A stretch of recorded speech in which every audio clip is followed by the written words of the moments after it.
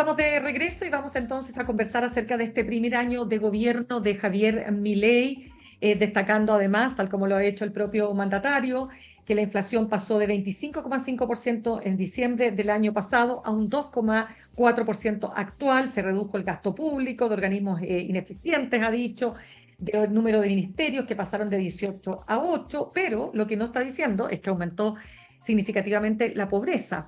Pero en definitiva, lo importante para su gobierno es que sigue gozando de una gran popularidad. Y por lo tanto, algunos dicen que todas estas expectativas que se veían en términos de que la gente no iba a aguantar este apretón de cinturón, que esto iba a generar, ¿no es cierto?, una inestabilidad para el gobierno, no se han cumplido al menos en el primer año. ¿Es tan así? Bueno, se lo vamos a preguntar a nuestra siguiente entrevistada. Ella es doctora en Ciencias Sociales, académica de la USACH Argentina, por lo demás.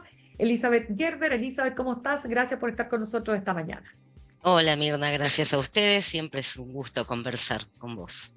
Gracias. Elizabeth, a ver, lo primero, eh, ¿está consolidado Javier Milei después de su primer año de gobierno? Mira, consolidado siempre hay que tomarlo con pinzas. Tuvo un tropezón hacia julio, agosto, hacia mitad de año. Logró salir de eso airosamente, pero, a ver, está en un buen momento, en un muy buen momento diría, pero todo está, a ver, no hay cambios estructurales en Argentina, en los problemas que tiene, por ejemplo, para sostener su déficit histórico de dólares. Hay algunas medidas que le están dando muy buen resultado. La cuestión es cuánto tiempo son sostenibles y tienen que ver con mantener el dólar planchado, con mantener la inflación baja. En efecto, la cuestión es hasta dónde es sostenible por el tipo de acciones y decisiones que hay detrás de mantenerse de esta manera, hasta yo creo que el horizonte es aguantar lo que venga, los meses que vengan, porque hay elecciones legislativas de renovación de la mitad del Congreso en octubre, y la cuestión es aguantar hasta ahí. Hay que ver si lo logra. Ya, a ver, las elecciones efectivamente parlamentarias que son esenciales para poder terminar teniendo una mayoría que le permita efectivamente llevar a cabo su plan de gobierno. Pero lo importante acá es que lo que pasa es que te quiero preguntar lo siguiente, porque efectivamente para esto desde afuera uno dice, o sea, realmente para los argentinos y las argentinas, ¿no? El tema de reducir la inflación era un tema esencial, porque por algo han aguantado todo este año con todas las otras externalidades. ¿Es así? Y mira, ahí vamos. ¿Cómo es que logra bajar la inflación Mm, bastante? sí. Tiene un 4, está en un 4% mensual por ahí. En parte es debido a la fuerte recesión que hay, a la caída del consumo. Entonces, sí, era la preocupación mayor, sigue siendo la preocupación mayor en Argentina, sobre todo en los sectores más vulnerables, porque la inflación es a quienes más perjudica, porque los más pobres son quienes no tienen forma, recursos y estrategias para sobrevivir a una inflación que cada día hace que pierdas poder adquisitivo. Entonces, esa es la base, es cierto, de su apoyo. La cuestión es hasta dónde es sostenible a fuerza, a costo de una gran recesión y de dejar grandes sectores de la población afuera. Nos hemos preguntado y muchos creímos, y yo también, que no iba a dar para mucho más de, bueno, pasar el invierno, por ejemplo, si la gente tiene hambre y tiene frío, lo digo muy concretamente y en bruto, con hambre y con frío, por más que el dólar esté planchado, no se resiste. La cuestión es que, ojo, Milei es muy pragmático.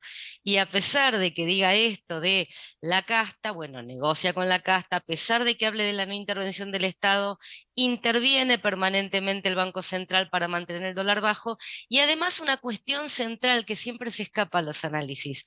Ujú. Milei ha mantenido apoyos, ayudas sociales elementales, como la asignación universal por hijo y el plan alimentar, que son para los sectores más vulnerables, que cubren gran parte de la canasta familiar, y eso hace también que esos sectores, los más pobres, indigentes, digamos, es indigencia y línea de pobreza de la más baja, border indigencia, eso no estalla. Además, aunque cortó subsidios a las tarifas de gas, etcétera, que estaba muy subsidiado el gas y la energía en general, la electricidad, no la cortó así para esos sectores.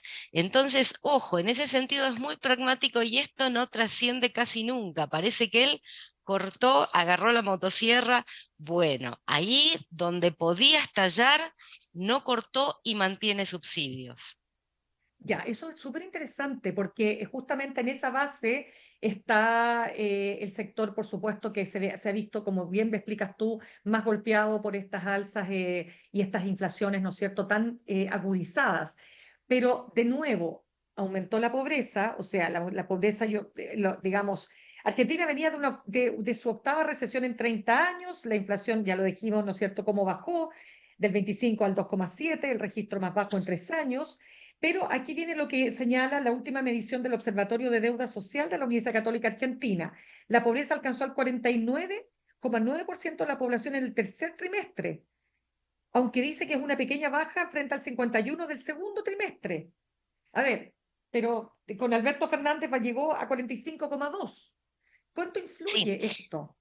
A ver, primero quiero aclarar una cuestión de metodología. Por Argentina tiene una supuesto. forma muy estricta de medir la pobreza, muy exigente y no es comparable con otros países de la región. Esto no quita que es altísimo el nivel de pobreza y de indigencia, pero ojo que no es comparable directamente.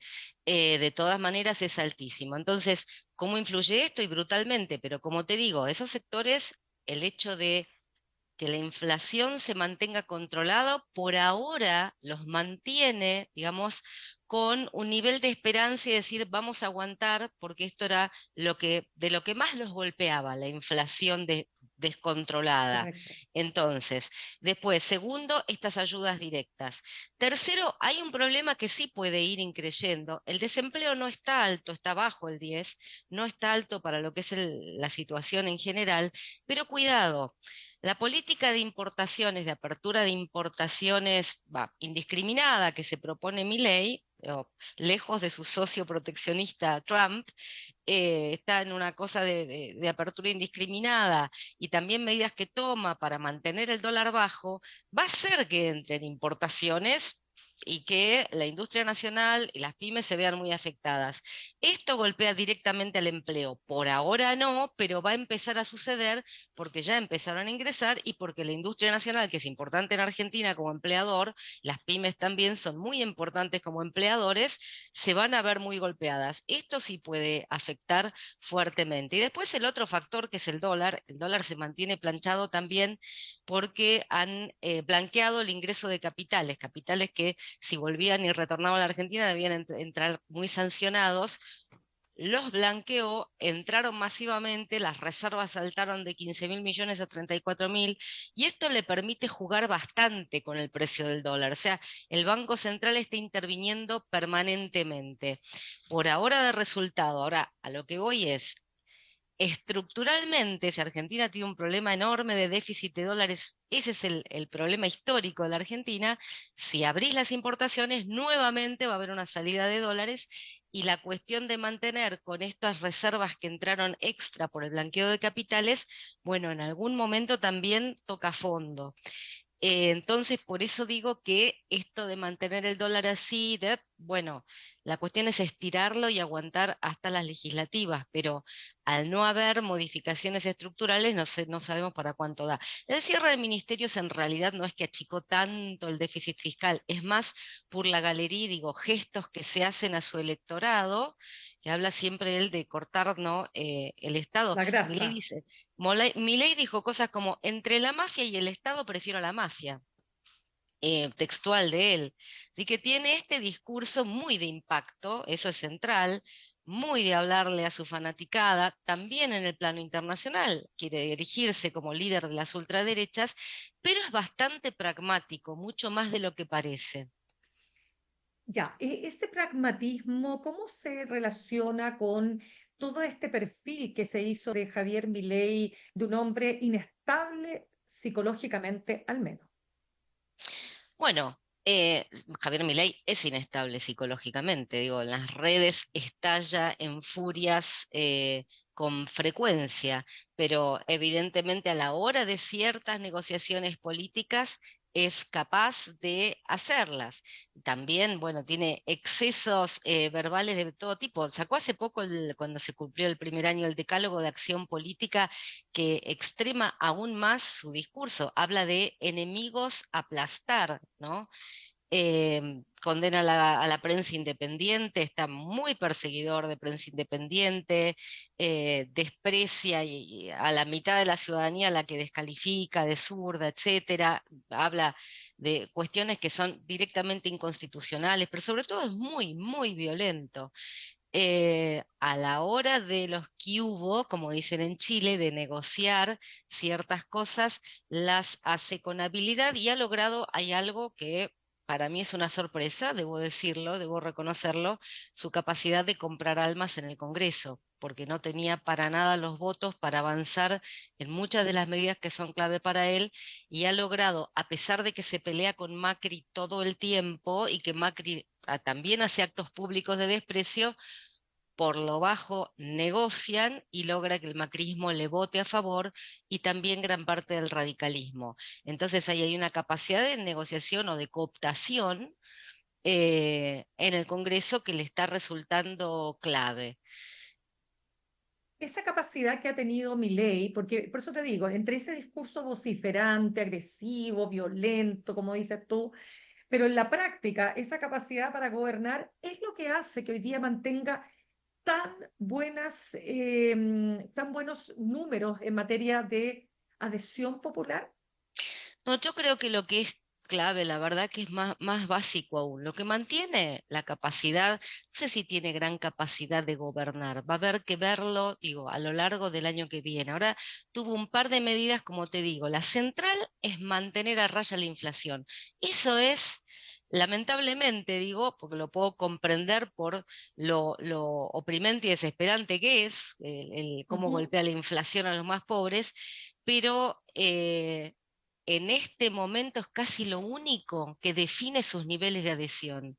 Entonces, no importa lo que esté haciendo con la economía, la ciencia, la educación, la salud, ni siquiera te digo a largo plazo, no importa qué está haciendo con eso a mediano plazo. Venía a la Argentina también, los argentinos, sobre todo los más golpeados, de un estado, de una situación que desesperante, que hace que acepten esto y no importe nada de lo demás. Esto es muy cruel, porque está hablando también de, bueno, qué proyecto país hay a mediano plazo cuando estás desmantelando, por ejemplo, la investigación científica que para Argentina es crucial.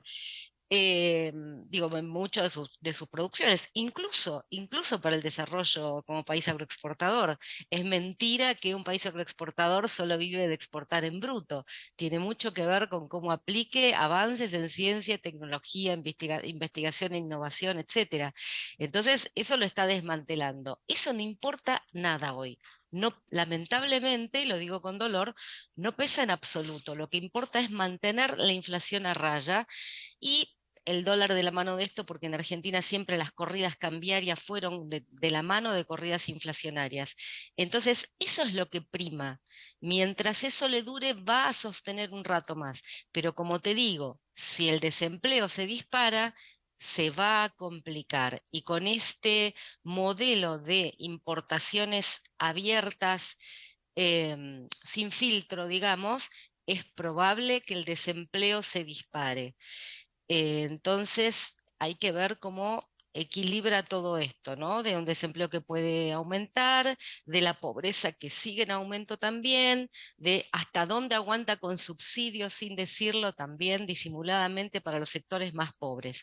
Pero eso es, no es su capacidad política, bueno, la veremos cómo continúa en el 2025 en sus habilidades de negociación y en lo que reparte en el Congreso, claramente, porque finalmente lo que hace es repartir algunos favores políticos o de poder político o económico, y esto le permite contar con los apoyos que cuenta. Sí, Elizabeth Gerber, perdón, cuéntame lo siguiente, respecto de lo que tú planteabas en esta idea de convertirse en un referente de la región y del mundo en materia de un gran frente de ultraderecha. ¿Qué hay ahí? ¿Qué hay detrás de ese deseo y de ese intento? Mirá, está es bastante claro en cada intervención internacional de Milei. No tuvo empacho en Naciones Unidas en despotricar contra todo el mundo, digo, e incluso no votar a favor de las básicas normas que el mundo, digamos, civilizado está de acuerdo respecto de derechos humanos, respecto de protección medioambiental. Se descolgó de esto y aunque es presidente de los argentinos, él quiere ser el líder de la ultraderecha en el mundo, profundiza desde ahí retóricamente contra el fantasma del socialismo, todas recetas que conocemos, ¿no? Ujú, Entonces, se mueve ahí con mucha habilidad, da discursos, bueno, que impactan muy bien en digo, la fanaticada ultraderecha, se junta con su amiga Meloni, va y, por supuesto, abraza y celebra el triunfo de Trump, esto sin duda. Hay que ver, ojo, también hasta qué punto Trump lo apoya, llegado el momento de que venzan, por ejemplo, pagos de la deuda y el FMI se tenga que poner o tenga que recurrir al FMI para cubrir estas cuestiones. Y también va a depender mucho cosas que tal vez Milei hoy subestima, como la relación también de Estados Unidos con China y las políticas arancelarias. Hay que ver hasta qué punto Trump prioriza y protege a su supuesto amigo Milei frente a necesidades domésticas e internacionales que él mismo tenga.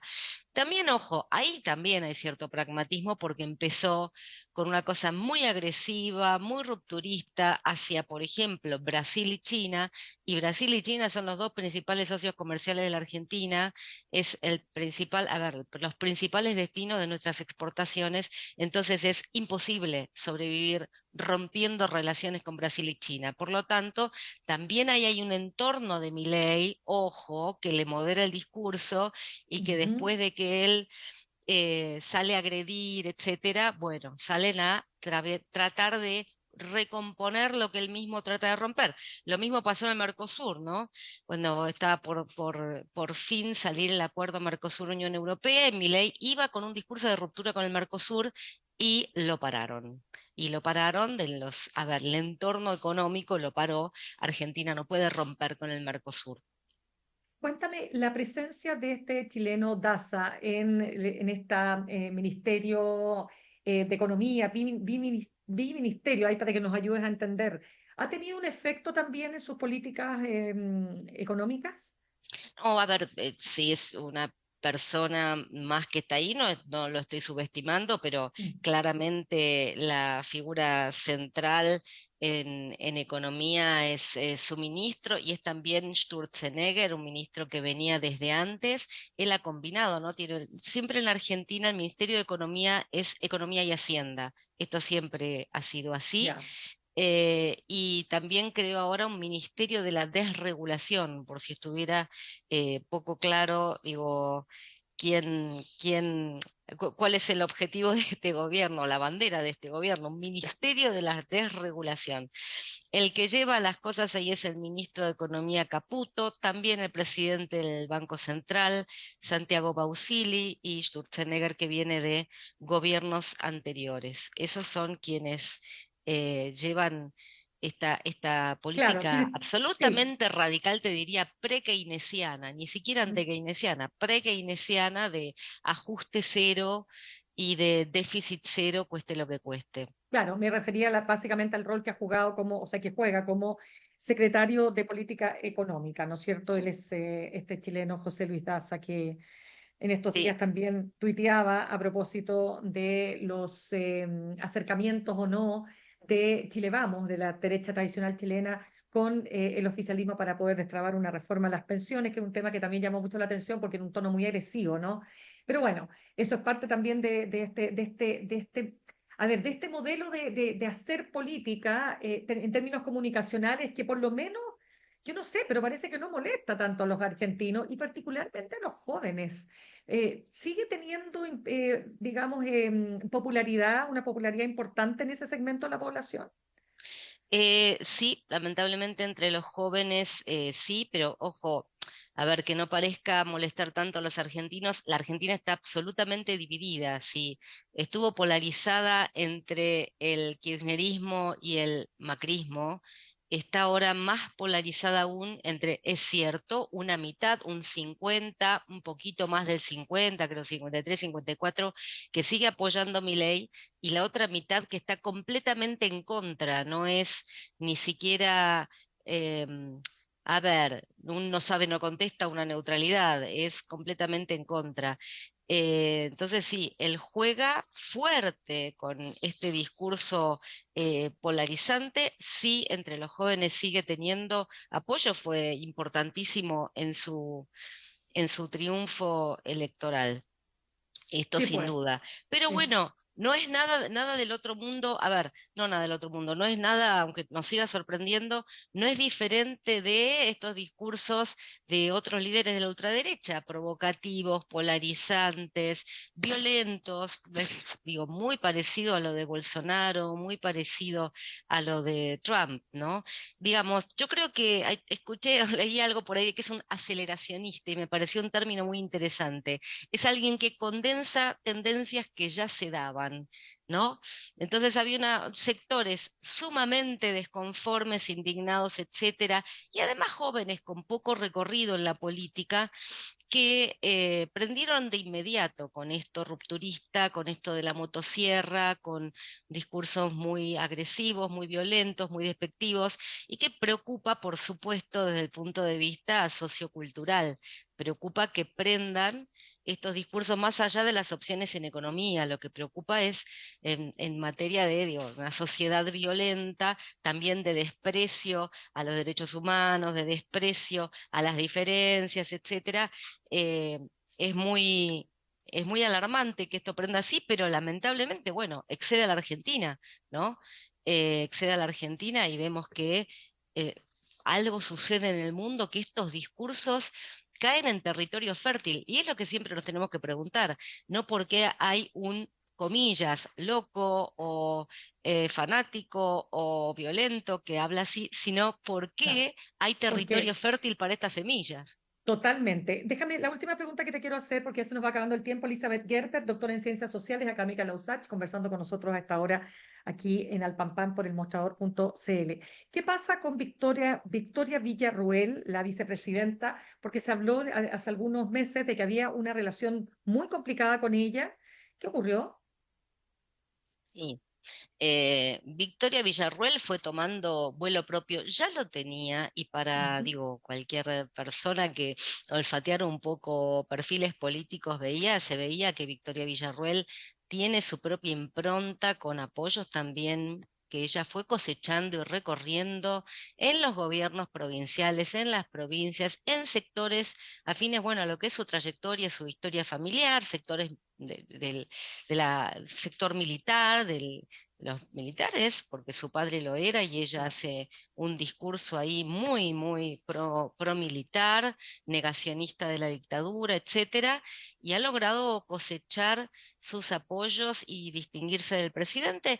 Este fin de semana salió a decir que pues, salió a hacer una escena, una especie de escena de reconciliación pública porque es imprescindible, porque llegaron a correr rumores de que se iría del gobierno y salió a desmentirlos, pero la verdad es que por más que haya hecho estos gestos, esa interna es así, esa guerra está declarada y está en curso, y sí, es muy fuerte, además porque tiene tiene diferencias insalvables y competencias con la hermana de Milei, con Karina Milei. ¿Que sigue teniendo un rol esencial, dirías tú, Elizabeth? Sí, sigue teniendo un rol esencial. Pero bueno, ya volviendo un poco a la cuestión de los medios, yo creo que también lo de Milei como fenómeno de los tiempos y de los jóvenes, él se expresa brillantemente en esta tuitosfera, mediasfera virtual gaseosa, no tanto en la tele, no tanto en la prensa, no tanto en los medios tradicionales, ¿no? Él se mueve ahí con una agudeza impresionante.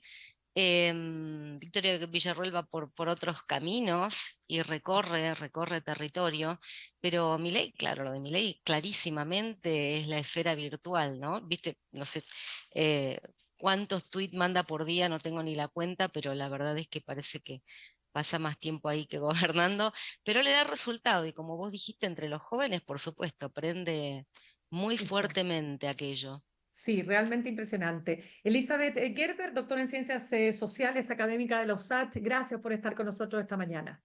Gracias a vos, un Que tengas saludo, buen día. buen Gracias. día.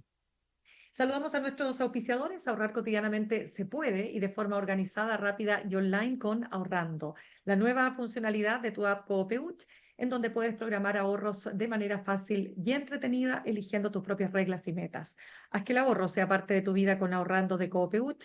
Más información en coopeuch.cl. Y en el camino hacia un mejor futuro, muchos factores influyen, pero solo uno tiene el poder real de hacer la diferencia. Tú. Recorre tu camino con nosotros, la Academia, Universidad Acreditada y Adscrita a Gratuidad, academia.cl. Me despido, los dejo con Fran Castillo, juntos y revueltos. Que tengan un buen comienzo de semana. En el camino hacia un mejor futuro, el factor que hace la diferencia eres tú, la Academia, Universidad Acreditada y Adscrita a Gratuidad, academia.cl y Copeuch Inversiones, el sitio donde todos pueden invertir, presentaron Al Pan Pan en el Mostrador Podcast. Cerramos por hoy Al Pan Pan con Mirna Schindler. De lunes a viernes de 8 a 9 de la mañana, entrevistas para partir el día. El Mostrador Podcast, el poder de la independencia.